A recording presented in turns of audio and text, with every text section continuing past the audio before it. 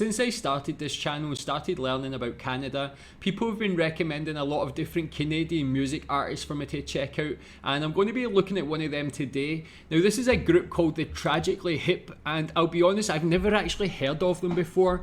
I'm going to be looking at two videos. This is a documentary called What Is It About the Tragically Hip? And I've got another one called The Tragically Hip's last song rings out around Canada, across Canada. And it says here, thousands of fans from Halifax to Vancouver sing The Tragically Hip's last song ahead by a century. So before I actually check out any of their own singles and songs, I thought these would give me a good idea of the group themselves to allow me to learn about them. I did already have a look on Wikipedia to kind of read more about them. And I didn't realise how popular, how successful they were. It says here they released 13 studio albums. 9 of their albums have reached #1 on the Canadian charts.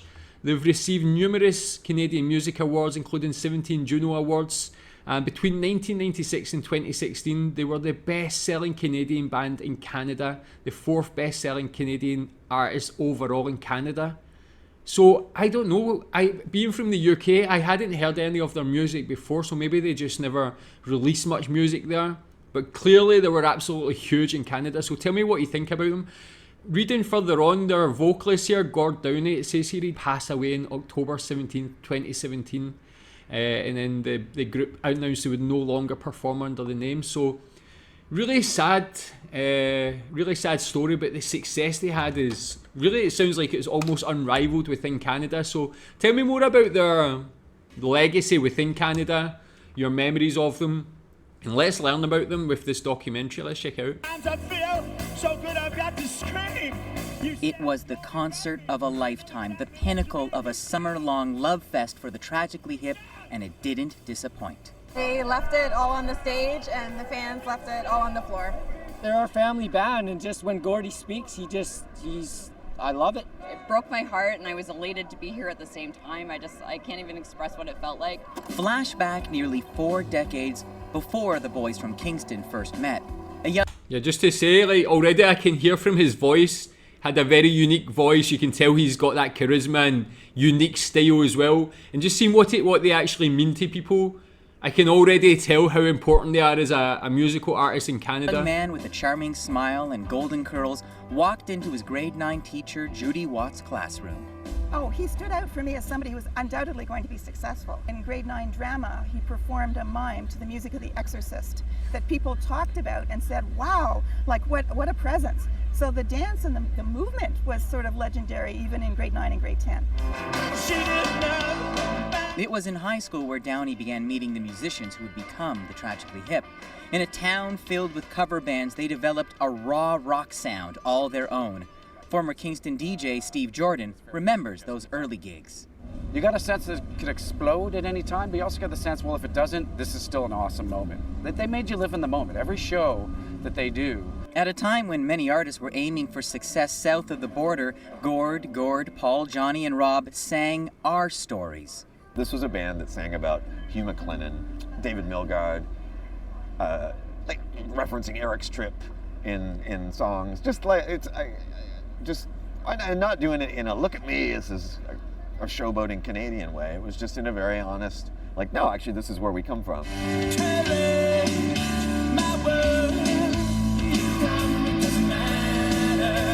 By 91, the Hip were enjoying both artistic and commercial success, and yet doing it on their own terms.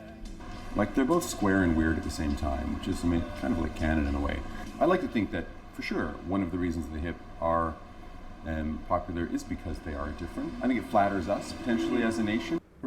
Yeah, I think just with regards to about their focus within Canada as well is a very good thing, because even being from the UK, a lot of artists, they like to start off making music in the UK and gain popularity, but their end goal is always, let's break America. It's always so focused on that, and it can kind of take away what made them popular in the first place. Seems like the Tragically Hip were like, we just want to be ourselves. It doesn't matter what people think of us. We just want to make the music we like. We're not focusing on America. We're not doing this. We're just being real, really. Rush's Geddy Lee counts himself as a fan. Lee. Their sound is sort of born to me out of folk and blues, and amplified in the voice of Gord Downie and his poetry have given it a very, very unique tone. But the hip wouldn't be the hip without Downie's emotional, enigmatic lyrics, something friend and author Joseph Boyden has always appreciated. It's one thing to be a brilliant poet and then have a person read your words on the page. It's a different thing to take that up onto a stage and live those words. You know, what Gord is able to do is to capture a novel's worth sometimes of content and of beauty in a single song, and you only have a few verses to do this. The stamina Gord Downie displayed on this summer's tour was incredible, given he's battling incurable brain cancer. It's not the first time Downie's faced challenges and channeled that into his art, as he did when his wife was diagnosed with breast cancer. Well, it makes you want to hurry up change. I mean, because you know that nothing will be the same anymore. You know, you're basically, you're saying I'm going to live again without illusion. You're going to be real. During the Man Machine Poem Tour, Gord Downie has been living that life on stage in a string of sold-out shows. A way to say farewell, perhaps, but as Sarah Harmer explained on Q, it's also a chance to celebrate. And I really have felt like culturally and emotionally and a sense of identity, the hip have really sustained a lot of people in this country over the years and just given us, you know, new ideas about ourselves and about our history. For a boy in Fiddler's Green. And although Gord Downie is battling an incurable disease, the story isn't over. They never said this is their last tour, and this is a matter of, this is our kind of, we have the time now, let's do this. We have the health, let's do this now, and it's beautiful. And I know Gord is a strong man, and his family are beautiful and amazing, and there's more to come. Eli Glasner, CBC News, Toronto. Wow. Oh, can actually feel my voice going a bit there. Very heartbreaking, because obviously I read that small excerpt from Wikipedia there, and you just see how successful they were. They obviously impacted a lot of people. They were like, between that period between the mid-90s and 2016, 20 years of great success and great popularity.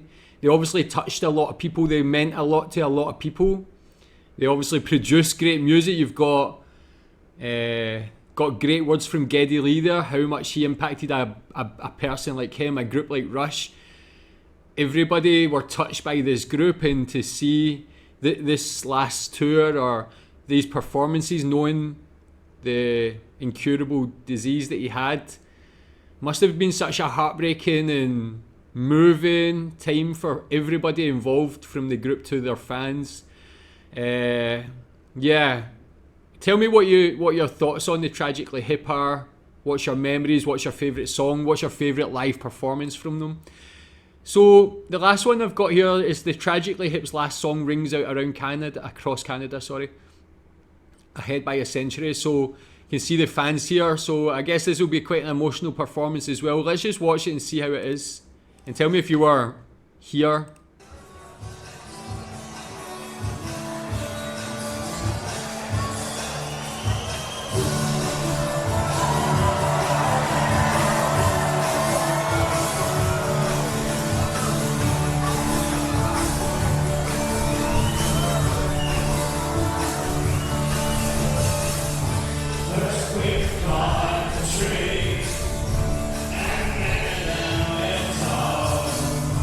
Our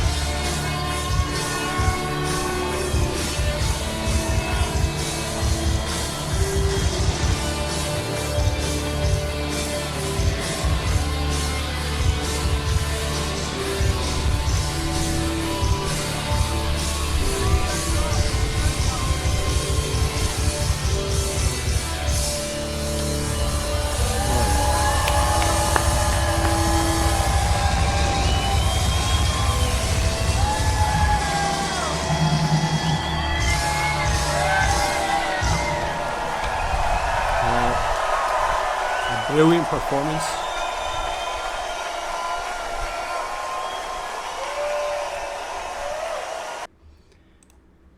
Wow. I mean, we can talk about the music. First of all, hearing Gord's voice there in a full song, it was just so much personality, so much heart in the voice, just a great voice to listen to. The band there, that is just real rock music, man. Just that guitar. Everybody who was there watching these performances from all across Canada were so engrossed in it. You can see the love in everybody's eyes for that group, how much it meant to them. You see people on their own, people, couples, people together with their friends, but everybody's just enjoying it. You know, I can imagine like the people who are friends and then couples there who have went to their concerts throughout their relationships, and this band have just been such a big part of that. So something like this is obviously hugely emotional for them. Like an unbelievable just idea and concept for this video, to see people just in all these different locations just sharing the love of the Tragically Hip. Tell me if you were at any of those performances, tell me what you think about it, and just tell me more about the Tragically Hip, and I'll check out some of their music soon. Thanks.